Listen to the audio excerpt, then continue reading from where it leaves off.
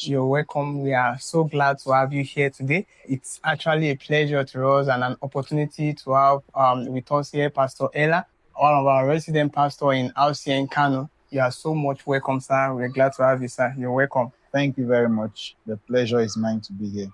All right, so today we quickly want to be looking at part of the criteria and what a believer is expected to stand with in this current generation. How is a believer made to actually navigate through this economy, opposing the challenges that is against the standard of the kingdom and also embracing the opportunities available? Okay, thank you very much. You're welcome, sir. That's a very powerful question. No doubt there are opportunities that are bound in every system of influence that is in place. There are opportunities that are bound. And there is an expectation of God over every kingdom citizen and how he should operate, how he should handle the system in which he or she finds himself. There is what we call kingdom culture.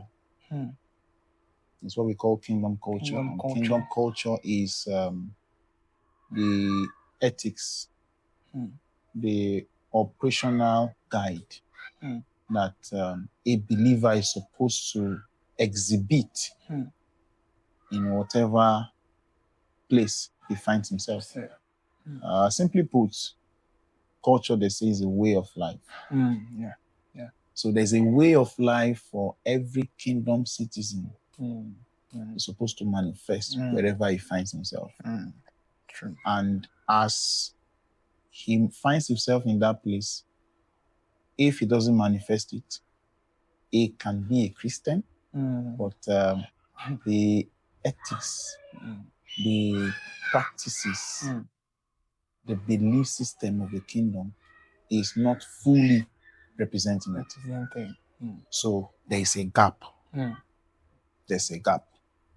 You know, Jesus said that friendship with the world is enmity with God.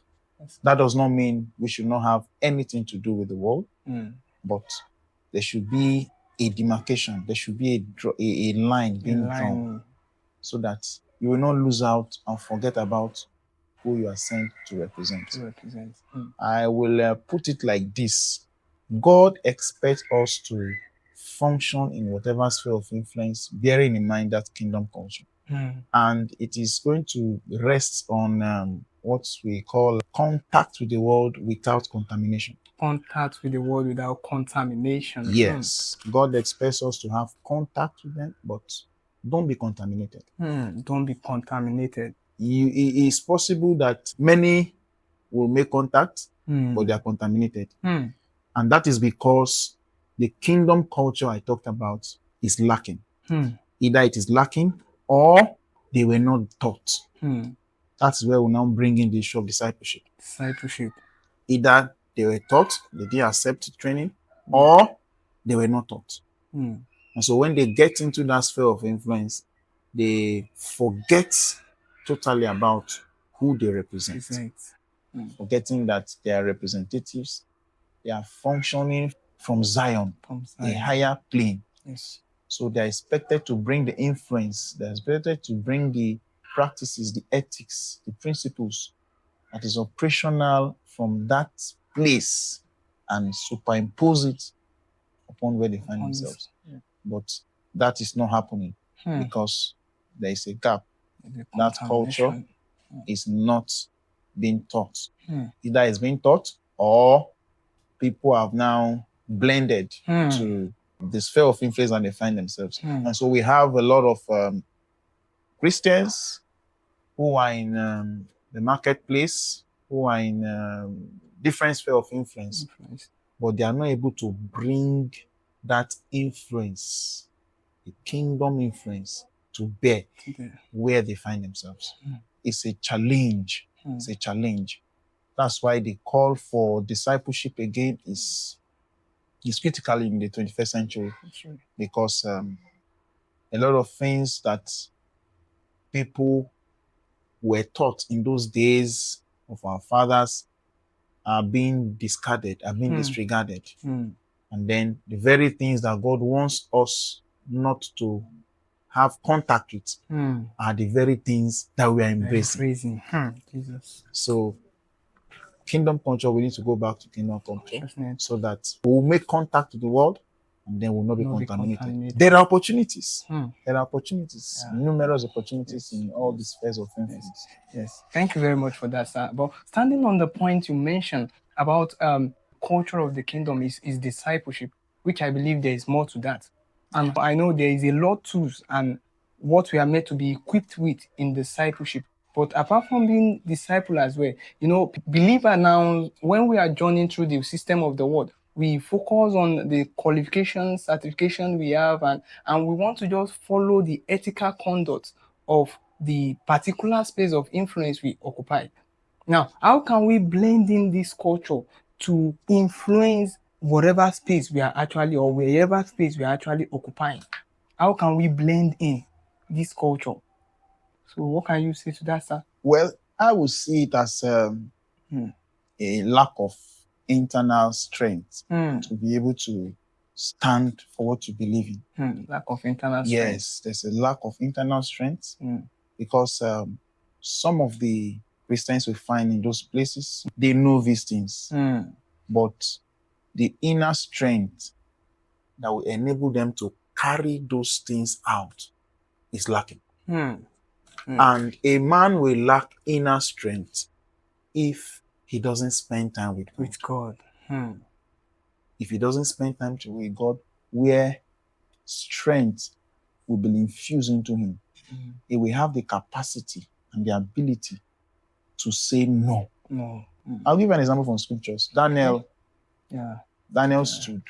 He knew who he was representing.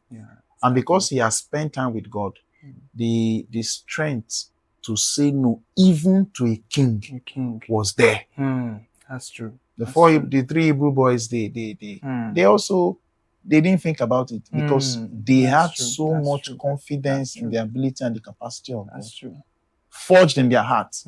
So when they are speaking to a king concerning their belief and their practice, what is obtainable in their kingdom, they do that without mincing words. So I see it as a shortage of inner strength. Many of them have this knowledge, head knowledge, but where the strength will be forged is in his presence. That's where you don't know what is pushing you, but you know that this is wrong. And then you stand to it irrespective of who is involved. That's true. You'll be able to stand and say no. But in our time and day, we have many of them, they are Christians, they bear Christian names, but the internal strength and the capacity to be able to say no is not there. So they bend and they blend to the system. And in fact, some of them even end up becoming worse than they came into the system. So I see it as a shortage of internal strength. And secondly, many of them do not understand what it is to be loyal to a kingdom. Loyalty. You don't understand what it is to be loyal to the kingdom. If you are loyal to your kingdom, whether you have money in your pocket or not, you understand what loyalty is.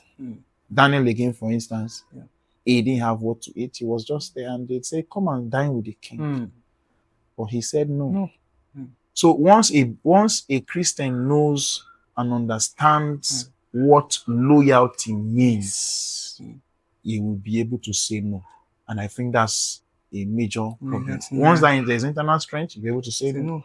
Be able to say no. And with this, I want us to go on with this. Thank you so much for the point. It's actually a deep revelation from the well of wisdom. We really appreciate it, and thank you very much. We don't take that for granted. I would like to have more of you, as call will be helping us, sir. Thank you so much.